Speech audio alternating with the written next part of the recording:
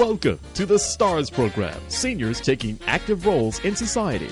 And now, here's your host, ANITA FINLEY. Have you ever heard of the Hitmen? No, it's not a mafia group. It's a combination of a lot of guys who are singing all the songs that we all knew. And I have Lee, coming calling in from New York, Lee Shapiro, who's member of the band of the Hitmen. He's going to tell us all about it. Good morning, Lee. Good morning, Anita. Thank you for having me on your wonderful show. Yeah, well, I listened and watched all the performers. Oh, my God, you are so electrifying, and I see your schedule is not to be believed. It's like almost every night you're in another place in the country. Well, that's true, but, fortunately for us, we always say the same thing. They pay us to travel, and we play for free, because I got to tell you, in our 60s, it's not quite the easy-going airplane flights as it used to be. But we just love it, and we're having a blast reliving the past, if I may be corny. That's good. I'm sure that's right. So there are 5 of you, right? There are 5 of us. We have myself, whose credits go back to, I was one of the 4 seasons. I did Oh, What a Night, and Swearing to God, Who Loves You. Those are my records. And I also work with Tommy James, and I also work with Barry Manilow. But we're predominantly a classic rock band because the rest of our guys work with people like Journey and Foreigner and Toto and God Almighty. Each of these guys is so gifted that all I have to do is show up and put my part in, and it sounds great. Well, that was my question. So you all were doing this before in your own way. How did you all get together now to do it this way? Well, it's interesting. We were all very, very busy and fortunate to have the associations and collaborations we had in the 70s. And then we knew of each other, but we never worked together. And then we kind of went separate ways through the 80s and 90s, and it was all good. And we met again basically in the jingle business doing music for ABC News and Coca-Cola, Pepsi, and all that. And we were all friendly competitors. Well, fast forward, Jersey Boys comes out. People have always asked me, Lee, when are you going to perform? And I never did after that because I love the studio and, the travel was tough. But so I went and I saw my old friend Frankie Valli, who I now know for 47 years. We've been buddies since he hired me at age 19, and I'm 66 now. And I said, Frankie, with the success of Jersey Boys, what do you think if I go out and put a band together? And he was very supportive. He's always been my champion. And he said, Lee, go do it. You were one of the 4 seasons, no restrictions. Go off and be who you are. That was 10 years ago. And this is our 10th year, and we're doing over 40 dates a year. And we just can't believe that we found this little niche for our baby boomer friends to come and relive their childhood with us. Wow, that's quite a story. And so you all knew each other, but you just hadn't really performed with each other. Yeah, and as a matter of fact, like Jimmy Ryan is our lead guitarist, and he was the original guitarist that actually played the solo on You're So Vain with Carly Simon, and he worked with Rod Stewart and Elton John, and, he's just an unbelievable man. Well, he played guitar for me on some commercials, and we were friendly-ish. I knew of him, but when it came time for this, I just looked into my Rolodex of amazing people who are basically doing other things and no longer competing in the TV music world. And I said, you want to do something fun? And they came on board individually. Russell Velasquez is our other keyboard player and singer, and he's the voice of Burger King. And Steve, our drummer, is not only played with Alan Parsons and Foreigner and all that, but he's also the voice of Dr. Pepper. I mean, so our stories on stage really are like pulling the curtain back and seeing what goes on with rock and roll musicians when you don't see them on stage, what they're doing. Yeah, the 5 of you look so great. Is that how you look on stage with those outfits? You got it. Pretty close. The winterized ones, but yeah, pretty close to like that. But honestly, our show is so gratifying. We've had people come up to the meet and greet table where we have CDs and signing autographs or whatever, with a tear in their eye and a 33 RPM album in their hand. Oh, I saw you at the Steve Pier in Atlantic City. It makes us realize, it makes us realize in our 60s, because in our 20s it was all about us. Oh, yes, I want a solo, and that girl's looking at me, and hey, you, don't do that. I can't hear myself, and me. And we realize in our 60s this stuff actually had an impact. These people, while we were playing and being groovy guys running around the world, these guys were dating and dancing and marrying and all to our music. And it's the first time we know it. Right. And, it's interesting to see you all. Most of you have your hair. You think. Well, it looks good in the picture anyway, but yeah, check out the hat wearing. Oh, okay. Well, I want everyone to know that you're going to have the greatest time if you go over. They're going to be performing at the Broward Center for the Performing Arts at the Amaturo Theater, and they're going to be doing this on Friday, March the 6th at 7:30 p.m. Now, I know groups like this. I haven't heard this group, but I've been there, and the place rocks. And you just don't even remember where you are at the time. It's like you're back, so many years ago, and it's so much fun now. Just because there are 5 guys, you have a big band with you, too, don't you? No, actually, we are a big band. Oh, so you bring your guitars, you bring everything. We don't bring anything. We show up and we walk on stage with a guitar and a bass. The rest of the stuff is provided for us. Okay. As it was when I was one of the Four Seasons. Otherwise, I wouldn't be able to do this. But the truth of the matter is that the difference between us and a lot of the other classic rock bands, and God bless them, they're wonderful and they keep the music alive. But we're there. We're the real guys, and we accentuate that in our show with backstage stories. Like, for instance, I'm the only guy that really knows what the title of My Eyes Adored You was before it was that, because I was standing there when they changed the name. And all of us have those kind of stories, as well as showing video projections. We do Oh What a Night by the Four Seasons, which is my record. And while we're doing it, projected behind us is us doing it live with Frankie on the big screen on the Midnight Special TV show in 1977. And we all have biographical, or if you want to call it documentary footage like that. We call it our baby pictures. So it's really a time travel experience. It really is. Well, what I'm really interested in, though, is who sings. I mean, so is there a lead singer, or how does that work? We got 4 lead singers, one better than the next. You won't believe it.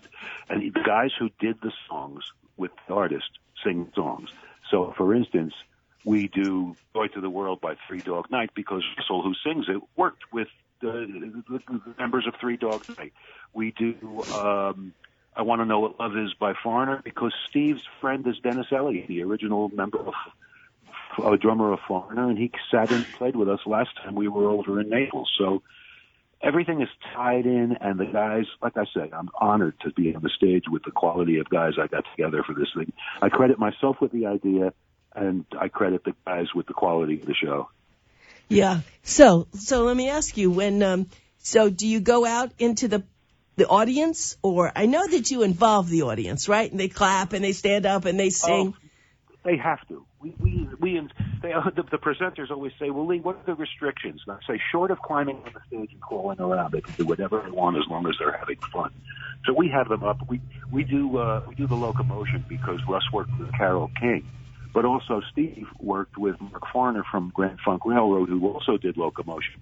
And when we do it, it's unbelievable. The people who are my generation, they get up and they start locomotioning around the room and up the aisles. And it's just that kind of celebratory evening of nostalgia and youth. And people ask me what we sell. We sell time travel and youth.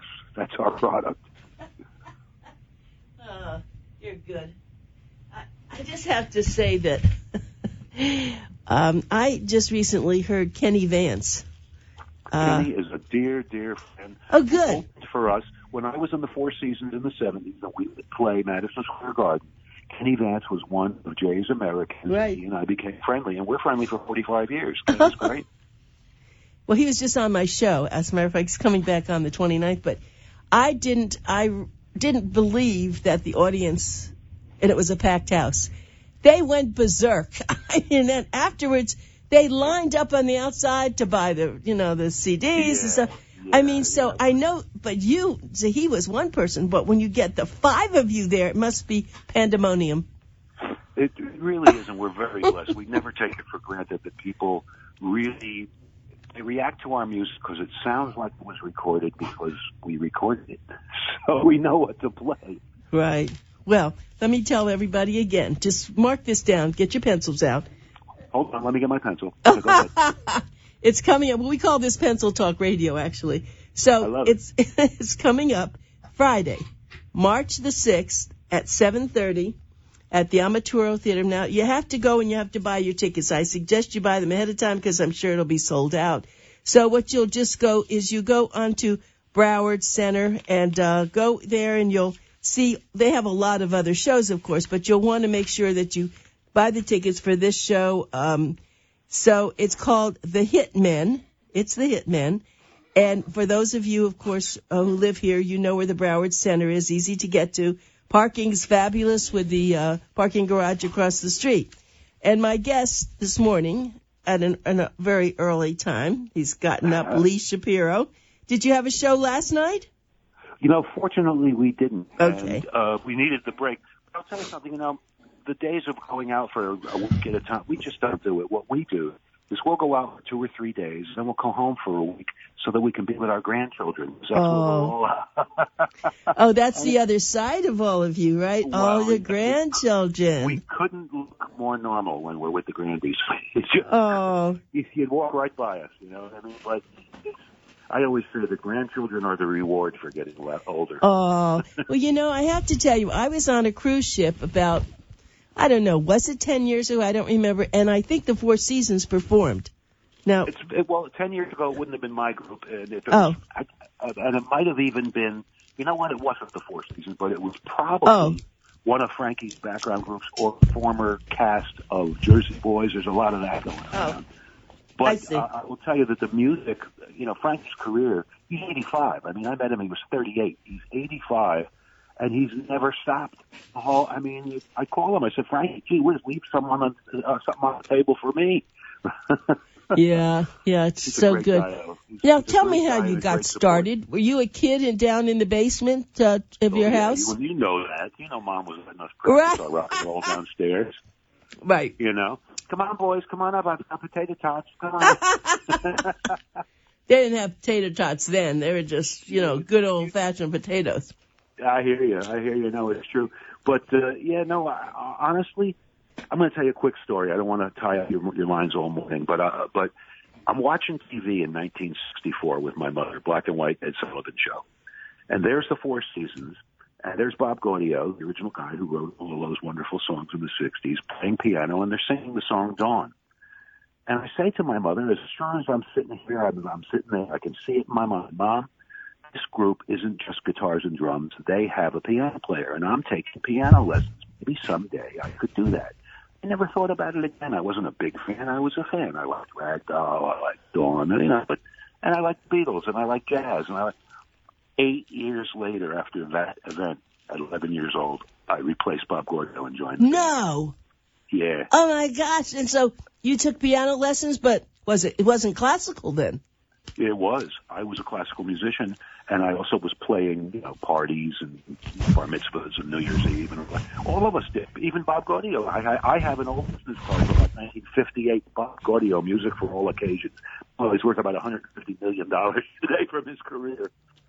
Well, that is just amazing. I am just sitting here with a big smile on my face, hoping that, I know I want to see you and I want to experience this. So how'd you come up with the name The Hitmen? Well, what do you think? I mean, the Jersey Boys, the people say, what do you think the success of Jersey Boys is? And I say, it's very simple. Jersey Boys is the mafia meets oldies. That's why people are curious about both. And in Frank's day, it was prevalent. I mean, radio was young, and people were paying people off, and that's how the thing took off. And now they have all those legal monitors going on, but it wasn't the case in the day. And if you walked into a local radio station with a record and $5,000, you played. It's how a lot of hits were made, and it's also how a lot of the old artists got ripped off and didn't get the money. Yeah. Well, there's a story about Jackie Wilson. Oh. That he was in the offices of Roulette Records. I mean, these are true stories. I was there, I know. And they said to him, see that limo out there, Jackie? That's your limo. Oh, my God, really? I'm a star. I have a limo. They were paying for it with his royalties. Right, it's your limo and you're paying for it. This is his money. That's true. This is my big question, though. I saw your schedule. How can you keep up that schedule? I mean, that is insane, really. You're across the country almost not every night, but every other night or every week. Yeah. How do you do that? Well, honestly, what we do is suffer for it. No, what we do. I'm sure, though, really. Honestly, we always fly in the day before the job and stay. And then we wake up fresh and we do a show. And then we put a day between if possible. If not, we tough it out. And sometimes we go out and we do, like, for instance, Fort Myers, Florida, then all across the state to you guys to Broward. Then maybe we'll go up to Clearwater. And then we go home for a week. So it's doable. It's doable. We don't do marathon road events because, hey, look, it's 60-something years old. If it isn't fun, I'm not doing it. Yeah, well, but you're doing what you love. You see, that's the key. Very true. And thank God you still have your voices. Well, thank you. You know what? That happens from never taking a break. If you stop, then you got to bring it back like a muscle, like anything else, like an athlete. Oh. But if you never stop, you never lose it. Oh. Look, Smokey Robinson. This man's 80. Oh my God, he sounds like Smokey Robinson. It's amazing because he never stopped. I see. Oh, that's interesting. Well, as long as you didn't have a disease, I guess. But I hadn't heard that before, but that makes a lot of sense. So are you all married? Here's the scoop. Oh, I want the scoop, right. I am the statistic. We've got Jimmy, who's been married before and currently, and Russ the same, and Jeff Gans, sort of, and Steve has had some relationships. But I met my wife in 1975. Oh, my God. Yeah, and I was 24, and she was 21, and she wouldn't date me. She was the personnel director at a theater in North Carolina. Huh. I went back 2 consecutive years, and finally she agreed to have a coffee with me. That's 42 years ago. Oh my God! That what a story, Lee. That is really amazing. And you have how many children? I have one 35-year-old daughter and the prides of my life, 5-year-old twin grandson. Oh my God! You're so happy. That's great. Wow, that's quite a story. Yeah. Well, I guess you knew you wanted to know her. And why did she put up that defense? Well, because I was a New Jersey Northern musician on tour, she'd seen on TV and all that. Uh-huh. And she was from North Carolina, in Matthews, North Carolina, right. population 7.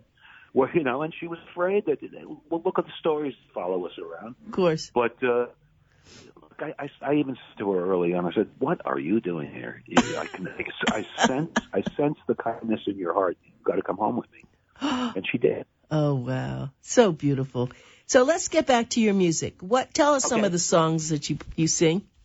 All of you. Tell us some of the... I just happen to have our set list right in front of me, so this is really a good timing on this question. Here it is. You ready?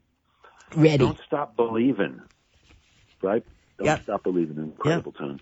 Good Lovin' by the Rascals. We do Who Loves You, which was my very first hit record as a boy at 22. We do Africa by Toto. This is a funny story. When I was with Frankie in 1974, we went into the Sonny and Cher show to pre-record the show. Huh. And the band was Toto before they were Toto. It was David Paich, it was Vaccaro Brothers. They were the house band for CBS to play the pre-records, and I worked with them before they became Toto, so we do their tune. And we also do... Steve was on tour with the Happy Together tour, so we're doing Happy Together. We're doing Joy to the World. Jimmy worked with Jim Gordon, who was the co-writer on Layla for Derek and the Dominoes. We play that. We play My Big Hit, Oh What a Night. All of the guys except me, all of them worked with John Entwistle from The Who, so we can Pinball Wizard. It's really go back to high school time for us. It really is. Back to high school time. And the audience, it's your age, right? Our audience ranges from our age to their kids. Pretty much. It's really like I would say 45 to 80 is the people that come out, and you see people with a walker that probably don't stand up 4 times a day on their feet. Oh. It's so rewarding that when they come back to meet us and they're like, oh my God, they're there as though they were 25 standing before you. Oh, it must make you so thrilled. And so it does. when you're on stage, of course, you're in outer space. You really don't know where you are. I mean, you think you do, but that's the whole point, right? You couldn't say it better. Anita, you couldn't say it better. Right. It's a timeless sensation. You don't care. You don't remember where you are. You don't remember how old you are. You don't remember what you look like. All you remember is the way you felt and the things you were hearing. And, the nice thing is that you're all friends. So we've been friends forever. I mean, Jimmy Ryan, my newest friend in the band would be Russ Velasquez. I met him in 1992. Wow. Amazing. So that's what's so nice. And so you're all ready for the show coming up. The weather got a little cool a few days ago, but basically it's, you bring your swimming trunks. And well, honestly, we like it when it's cool because the people go inside for entertainment. Oh, see, that's good. So you said that, did you do the Clearwater already, or you're going to do that after? No. I was just giving you an example. Well, we're going to actually be in Fort Myers, I think, a day or two before you. Then we drive across the state and play Broward. And then actually, here's what it is. This is one of Lee's favorite things to do, but it's a fabulous venue. We leave the Broward area on the day after the show and fly up to New York and drive to Brooklyn that night, which we don't usually do, and play at Kingsborough College, which is sold out right now. But nonetheless, we're thrilled to do it, but then we collapse. Yeah. Well, at least you have, you'll be back in your hometown. Are you all from New York, everyone? We were, actually Jersey boys. We were all from New Jersey at one time or another. A couple of guys have fled the coop, but we've got me in Jersey, and Steve, our drummer, is down in Jersey. Jeff Gans recently left Jersey to be in Florida. He's up in St. Augustine, and frankly, it saves us on airfare. Yeah, right. Well, because he's there. The only thing I can share with you, which is interesting because I'm listening to you, is when I got divorced, I guess it was in maybe 1973 or something, I was dating a trumpet player who was at the University of Miami in the School of Music, and he was a pickup band, and he was doing this with Seals and Crofts, and he took me. So I went to 3 or 4 of those performances, big city performances. So I got a little feeling of what it's like. It's real. They have their own plane, and they, Seals and Crofts was, great group. They were in the heyday. Yeah. Yeah. Right. And they had the candles they lighted. Remember? Sure. By the way, do you know who Seals and Crofts was before they were Seals and Crofts and what record they did? No. Seals and Crofts was a group called the Champs, and they did Tequila. That's them. Oh, no, I didn't see. I knew you'd know everything. Well, Lee, this... And I'll talk to radio to you, and you'll know everything. Right. I just want everybody to know that, I've had a great little show here. I was hoping you were going to come in, but I realized you're not available, so... It's a long walk. Yeah, I know that, but that's good. But I will see you there. So it's Lee Shapiro. Oh, how wonderful. Member of the band, the Hitmen, right? And actually, you're in the Hall of Fame rock supergroup? Tell us about... We are in the Musicians Hall of Fame in Nashville because we're the guys who were always 10 feet from stardom. Our whole career, for decades, we played behind a very big star. And now, it's our turn. We get to be in the front. That's good. Well, of course, you know who you are. And the one thing before we end the show, I always like to ask everybody about their mother. What was your mother like? That always gets a good... My father was a big businessman. My mom was my champion. Back in the day, for a boy in the 60s to want to play a piano, and my dad was a little concerned. Is he going to have a job? Is he going to make any money? Is he going to do something for real? That's true. Meanwhile, she was my champion. She okayed me leaving Manhattan School of Music at 19 to become one of the Four Seasons. My father was flipped out. But it was only a year later that he flew out to take a picture of the marquee that said Frankie Valli and the Four Seasons, the Aladdin Hotel, Las Vegas, musical director Lee Shapiro. And he went out, and that was a proud moment for me too, because I saw my dad looked at it. I did it, and I did it the way I wanted to. Yeah, I did it my way, right? There you go. That's where that song comes from. Yeah, but because I always feel that usually it's the mother who... What's true. That's right. That really... the dad's afraid. Dad's financially, not a... Of course. You're going to be a what? The breadwinner. You're going to be a musician? That's exactly what happened in my house. You want to do? Forever? Professionally? I know. Well, but look how it turned out, and now you're Very passionate. Did you ever stop? I mean, from the time you started, was there any respite for you?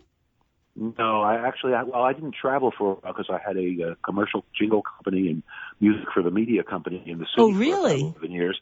Yeah, I was doing themes for NBC and stuff like that.